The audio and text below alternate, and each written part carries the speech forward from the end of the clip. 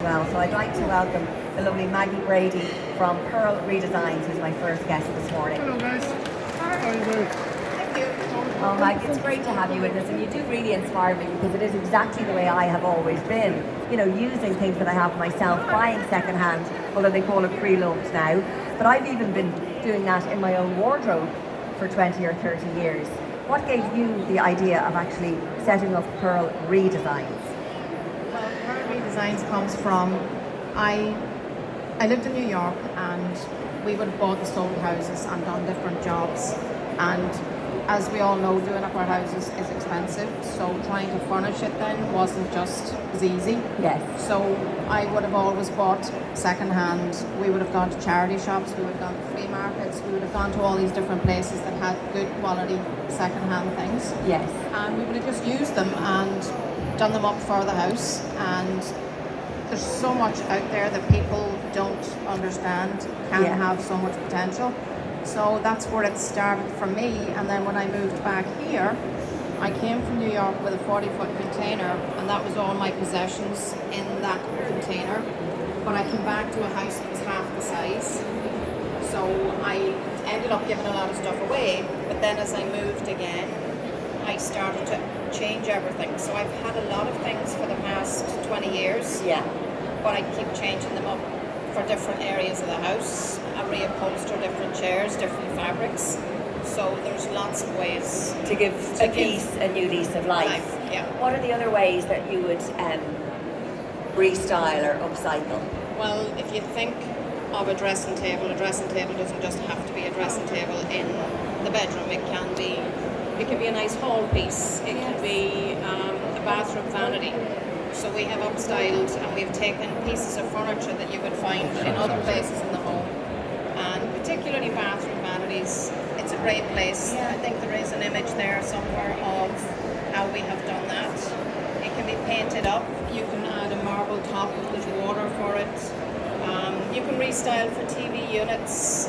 You know, I've even seen them being used for a stand in a bathroom for a sink. Yeah, You get the free that's with what the I'm glass talking on about. top. Yeah, you can put glass, you can put marble on top. So we have taken, we've done TV stands with them as well. Yeah. So, you know, I'm a member of the House of Upcycling, which is a professional platform for upcyclers, and it's UK based. House of The Upcycling. House of Upcycling. So there's a few members. I think I'm the only member at present, although there's lots of people doing really quality upcycling work. But there are certain standards. Years ago, people thought upcycling was, you know, shabby chic, and you know, a lot of people Yes. didn't like. But there's a lot of really good quality things being done with furniture now, because it is. You're taking something, you're stripping away in old layers, Yes. and sometimes I sit and I think about what I'm going to do with it. I just don't off the bat say, right, I'm going to throw on like a paint. It gives it a personality. You have to decide whose house it's going into. So in a lot of the houses and a lot of interiors that I work in, a lot of people have things that And they they want think, to reuse. okay, yeah. And they just need direction and help and inspiration and advice. What kind of online platforms would you be drawn to that you could suggest for people to get ideas from? If you do hashtag upcycling, or the other word that's very popular is luxcycling. Lux. Luxe cycling. Because most of the pieces that are old are really good quality. I mean, you're getting really good pieces for a bargain great. price. You can, like, there's a lot of pieces that I haven't just always done anything to. Some of them might have a wee mark or a wee scrape or a scratch, but that's the story in it. Yes, yes. I've done an old piano where when we sanded the piano back, there was actually cigarette marks, where it must have been an old piano that was in a bar. So If that piano could tell a if story. that piano could tell a story. Yeah, so upcycling kitchens, used kitchens refurbished.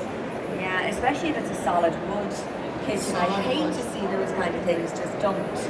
You often see them on Marketplace, on deal, everything, maybe £400 or £500, euros, whichever.